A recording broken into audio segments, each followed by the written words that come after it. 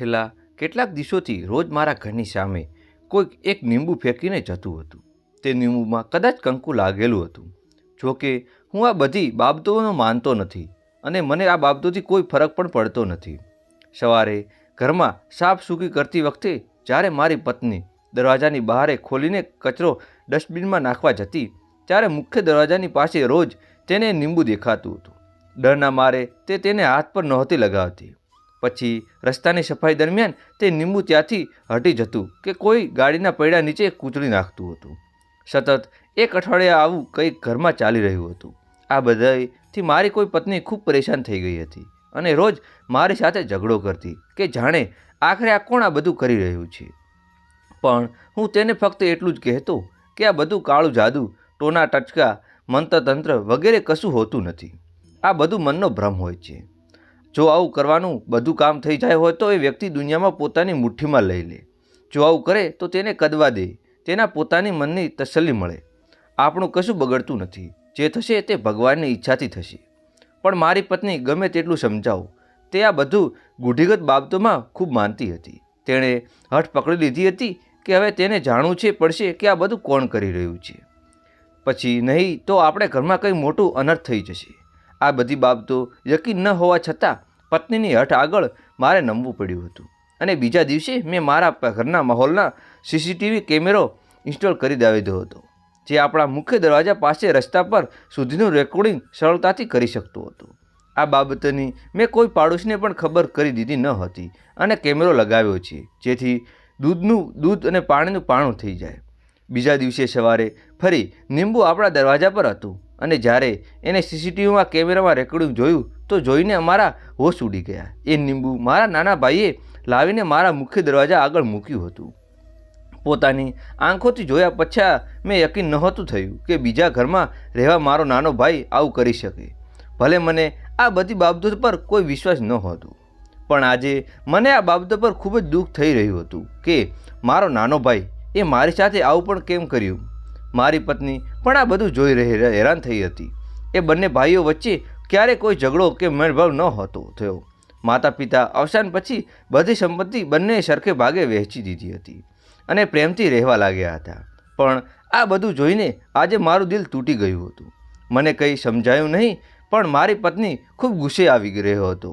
તે પોતાની દિયર અને દેરાણી સાથે ઝઘડાવવા માટે માંગતી હતી, પણ મેં તેને કહ્યું કે તે ચૂપ રહે અને તારું કામ કર. હું નાના સાથે વાત કરી લઈશ. મોટી મુશ્કેલી હું મારી પત્નીને ત્યાં જતાં રોકી શક્યો, પણ મારી પત્નીએ કહ્યું કે હવે વાત કરવાની કોઈ વાત જ રહી નથી. આ જે હરકત તેમણે કરી છે તે ખૂબ મોટી વાત છે. સગો ભાઈ હોવા છતાં તે આવું કેવી રીતે કરી શકે. મેં કોઈ રીતે મારી પત્નીને સમજાવી અને ઘરના કામમાં વ્યસ્ત કરી દીધી અને તે સમયે મારા નાના ભાઈ પાસે ગયો. મારો નાનો ભાઈ હંમેશાની જેમ ખૂબ પ્રેમ અને આદરથી મારી સાથે વાત કરી અને પોતાની પત્નીને મારા માટે ચા બનાવવા માટે કહ્યું. થોડી જ વારમાં ચા આવી ગઈ. થોડી વાર સૌ સુધી હું ભાઈ બંને ઇધર ઉધરની વાતો કર્યો. પછી મુખ્ય મુદ્દો આવ્યો. મેં કહ્યું કે મારા ઘરના મુખ્ય દરવાજા પર રોજ કોઈ કંકુ લગાવેલું લીંબુ ફેંકીને જાય છે. મારી વાત સાંભળીને મારો ભાઈ અજાણ્યા બાબતો બોલ્યો, અરે પણ આવું કોણ કરી શકે.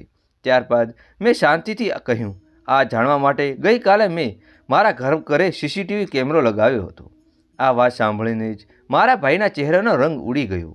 તેને સમજાયું નહોતું કે તે શું બોલે. તે મારી સાથે આંખો મેળવી શકતો ન હતો.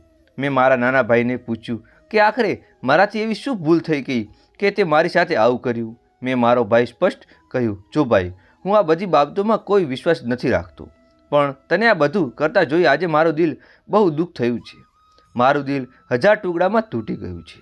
બસ એટલું જ કહેતા કે મારાથી એવું ભૂલ થઈ ગઈ છે કે એ મારે આવું કરવું પડ્યું. મારો ભાઈ અને તેની પત્ની મારી સાથે આંખો મેળવી શકતા ન હતા.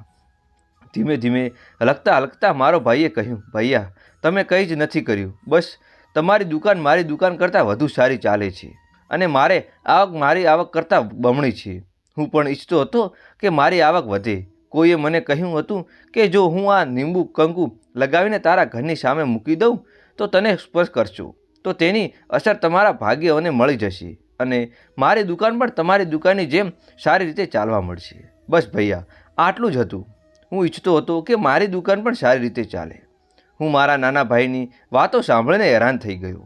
મારું ભાગ્ય લેવા માટે મારા ભાઈએ કાળા જાદુનો ઉપયોગ કર્યો.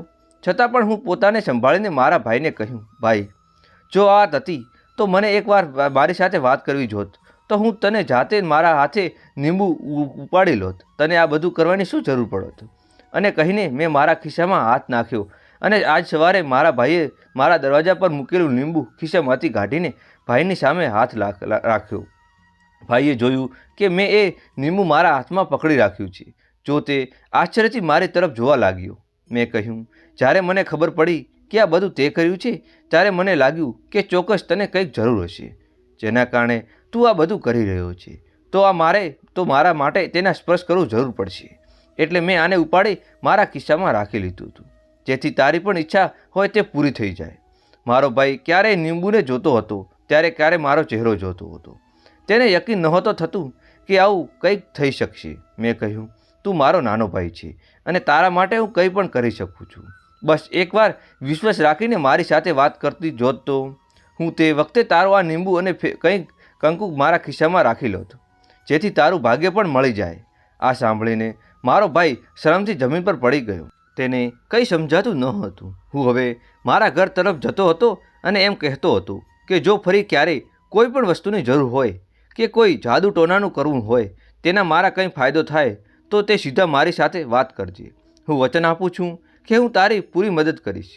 હું જેવો દરવાજો સુધી પહોંચ્યો ત્યાં જ પાછળથી મારા ભાઈએ મારા પગ પકડી લીધા અને રડવા લાગ્યો. તે પોતાની ભૂલનો અહેસાસ થઈ રહ્યો હતો. તે બોલ્યો, મને માફ કરી દો ભૈયા, હું તો સાચે તમારા કરતાં વધુ ભાગ્યશાળી છું કે મને તમારા જેવો મોટો ભાઈ મળ્યો છે. મારાથી વધુ ભાગ્યશાળી આ દુનિયામાં બીજું કોણ હોઈ શકે? મેં મારા ભાઈને ઊભો કરીને મારા ગળે લગાવી દીધું અને ભાઈને તરત જ હાથમાંથી લીંબુ લઈને ડસ્ટબિનમાં ફેંકી દીધું હતું. મિત્રો, હજુ સુધી તમે અમારી ચેનલને સબસ્ક્રાઈબ ના કરી હોય તો ચેનલને સબસ્ક્રાઈબ કરી